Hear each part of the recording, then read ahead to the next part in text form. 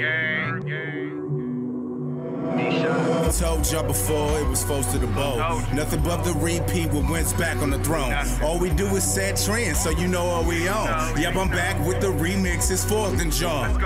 All birds, all Philly, midnight green. Things changing for the better since we got that ring. Put the league on notice. We're not done. 2019, we adding another one. Yeah, you heard me right on every Tuesday night. 8 to 10 birds of a feather got that flight. Nothing but the hot takes. Back with the big facts for the fans, by the fans, exactly where we at. Pull up to the tailgate, stop by F1, baptized by the Pope, been bass for everyone, flying in from the West Coast, even overseas, get blessed by Ginger Jesus, we disciples of the tree. E-A-G, wait, C-H-M-P-S, don't stress, we on the same conquest, dominate the division, destroy the NFC, conquer the AFC, grab that Vince Lombardi, Wentz to AJ, climb it up the gut, be grand with the strip sack, this sound familiar, huh? Aguilar on the slot, Sproles with the return, Mills with the pick six. Okay, wait, it gets worse. J Train on the run, J.E. hitting from 60. Fletcher C in that D-line, that's what you don't want to see. Ertz catching tugs, foes on another level. The Super Bowl ain't the only time you see that Philly special. We live from Broad Street, brotherly loves the heartbeat. Hungry dogs run faster and we don't eat cheap. No one likes us and we don't care, cause we from Philly and we ain't never scared. Look up. But I just gotta know one thing.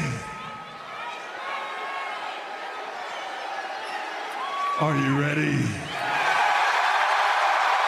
No! I said, are you ready? What's up, Philadelphia? We are live broadcasting from Wildfire Sports Studios. Welcome to the 4th and JAWN Show, episode 62. Oh, that heat. Oh, the fire. Piccolo brought it again. You didn't think he'd do it? He hit you with the remix, baby. The 2018 4th and JAWN Super Bowl champion remix. We would like to thank Piccolo for providing us the fire that ignites this podcast. Make sure you go pick up his album, Bacon, Egg, and Grits, available on iTunes. Boys and girls, I'm on a high right now. Not high, on a high. On a scale of 1 to 10, 1 being like Chip Kelly's final season with the Eagles, and 10 being in February when we won the Super Bowl. I'm like at a 9.8 right now. Because it's the smell of the grass, it's the heat, it's the crack of the pads, it's the sound of the blow of the whistle. Boys and girls, Philadelphia Eagles football is back, baby, as the Eagles start training camp to defend the crown, because there is nothing above the repeat. I am gassed up. We're finally here. That offseason seemed to go by quick and take forever all at the same time. But to see the boys out there on the field. Oh, what's that? Who do we see? Number 11? Oh. Carson Wentz? How's he look? Doing the cha-cha slide? Cha-cha and real smooth on those drills? Looking good. To the point that we're all looking at each other and going, week 1? I don't know. Week 1. What do you think? Week 1? I know one guy that thinks it's going to be week 1. In fact, he's saying it on Twitter. Jimmy Kempski from the Philly Voice will be calling in at 9:15 to talk about his training camp notes. We're also going to talk about the Brian Dawkins trip, right? Going to Canton. This whole squad's going to be out there Friday taking the full tour of the Pro Football Hall of Fame. We are certainly going to get there and go over all the details of the trip. But Mr. Gale Saunders, the boys are back in town. Yes, sir, The man. Eagles are at the NovaCare Complex. They're hitting, baby. They're hitting. How are you feeling? I'm feeling great. I mean, it's the Eagles football. I mean, for us, this is how many days straight of Eagles activities. I mean, we're doing the backstroke in Eagles football right now. I'm excited. There's so many players that I'm trying to figure out, where they're at. But it's going to be so hard for guys to make it on this roster because this roster's stacked. I hate to say it. There's going to be some quality guys that don't make this team. But we look like we're ready to repeat. Oh, and absolutely. And what's nice is you're hearing about those veterans, right? Because the locker room chemistry was unlike anything that we ever saw with any other Philadelphia Eagles team, correct? Correct. But now you're introducing guys like Haloti Ngata. You're introducing guys like Mike Wallace and Michael Bennett and seeing how they kind of vibe and gel with the locker room. because you can't just introduce people and expect them to have that kind of chemistry. Right. One of the reasons why Nick Foles said he stayed in Philadelphia, because of the locker room chemistry, and quite frankly, you cannot find that just anywhere. Yeah, and Jim Schwartz actually was saying about Michael Bennett and what a great guy he's been to the locker room. He said, look at Michael Bennett. You look at him on the sideline in between periods. He is coaching up the younger guys. Yes. I mean, and he's like, we're so happy to have him. He's been a great add to the locker room. So that's been amazing. Plus, you're hearing reports about guys like Darren Sproles not only taking punt returns, but with the new rules in place for the kick returns, also going to see some kick return time. Hey. And then him on offense. He's looked like he's beasting. Jason Peters is out there. Not everybody is participating in contact tackle drills. But from all the reports, every injured player that's coming back, including Jordan Hicks, has looked good. Yeah. No injuries, no fights. Not yet. Everybody's getting along. Doug Peterson is cracking jokes to his offensive coordinator or his quarterback's coach saying, hey, what do you think about Carson Wentz? You know it's a loose atmosphere. And that's what you like to see. Loose, not too loose, because everybody knows the new norm and what it takes in order to win a Super Bowl. And, in fact, a lot of the pieces that they brought in have a ring themselves. Yep. So they know exactly what it takes. I can't tell you how excited I am. On that scale of 1 to 10, I'm like at a 9.8. I'm at a 9.8 because it's finally back. We're finally ready to go. We're finally ready to get this thing done and defend the crown. Defend the crown. Well, we are 8 days away from the first preseason game, bro. Yeah. Oh, my goodness. It's Lego.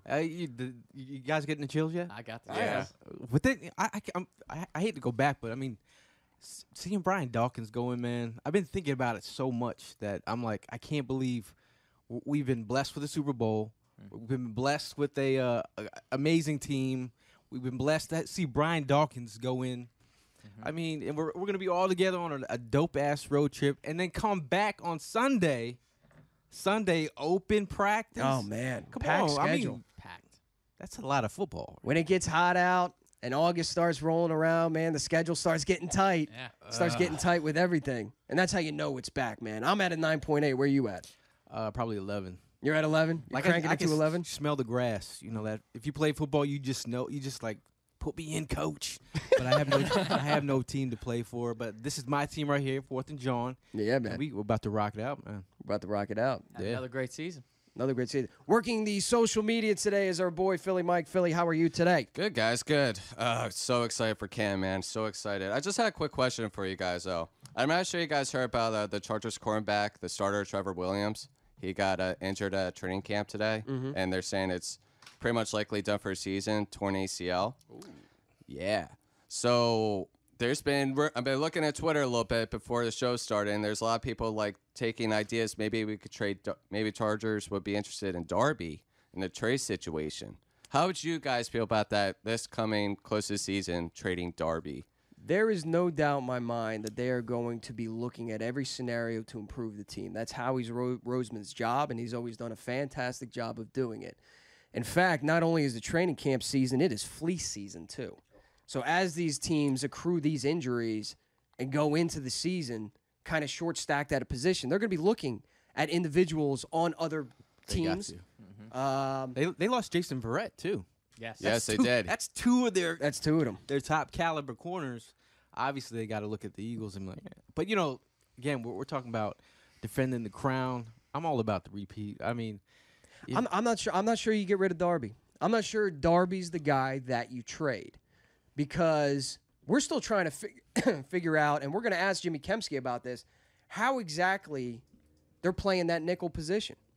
Because I've seen reports coming out of training camp that they have two of them.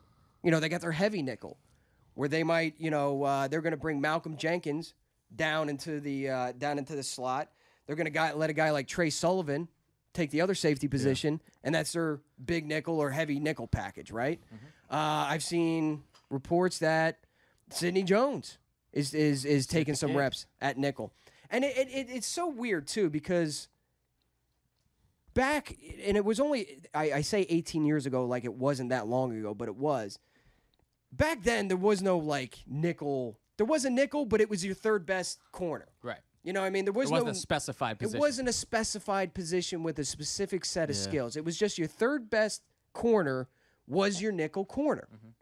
Look at the Philadelphia Eagles. Bobby Taylor and Troy Vincent on the outside. Yep. Who was their third best corner? Al Harris. He was always the guy in the nickel. He was an outside corner.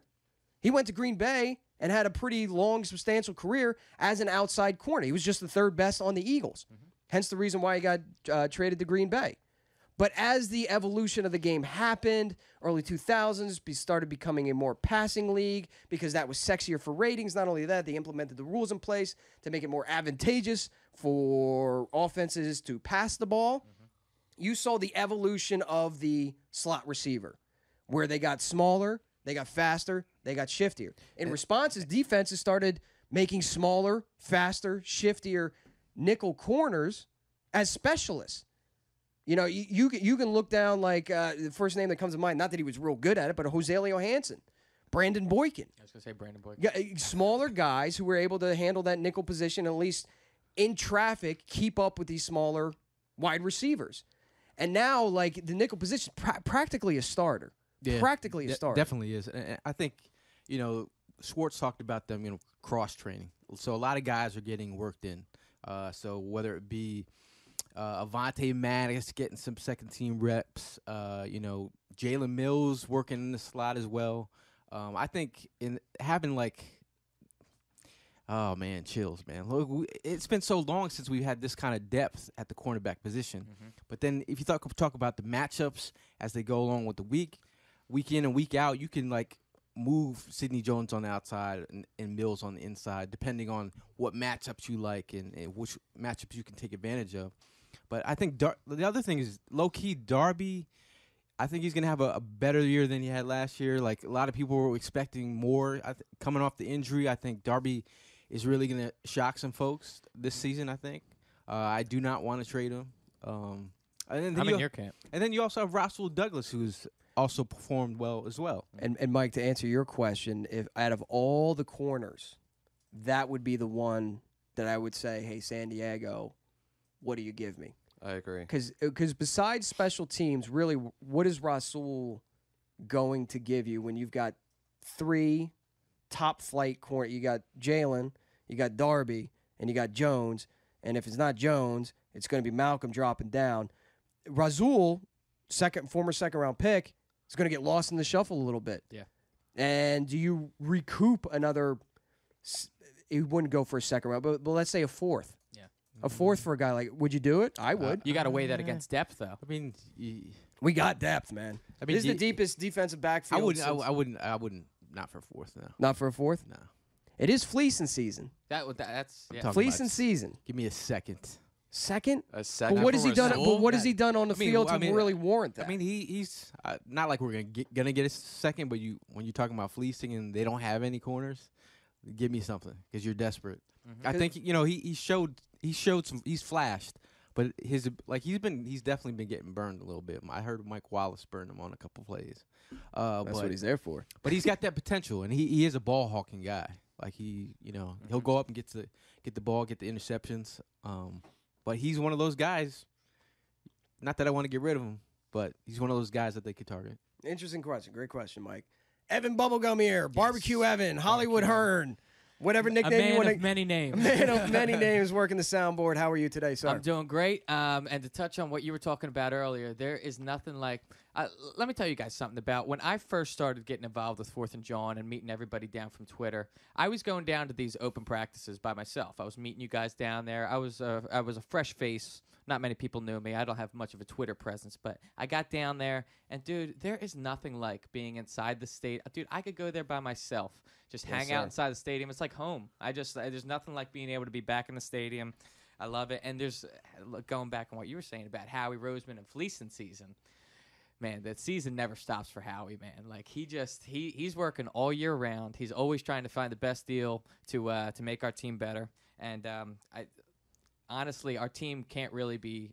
We're at the pinnacle right now. Our team is top tier. I mean, how are you going to argue that we're not the best team in the league? We're deep in almost every position aside from linebacker.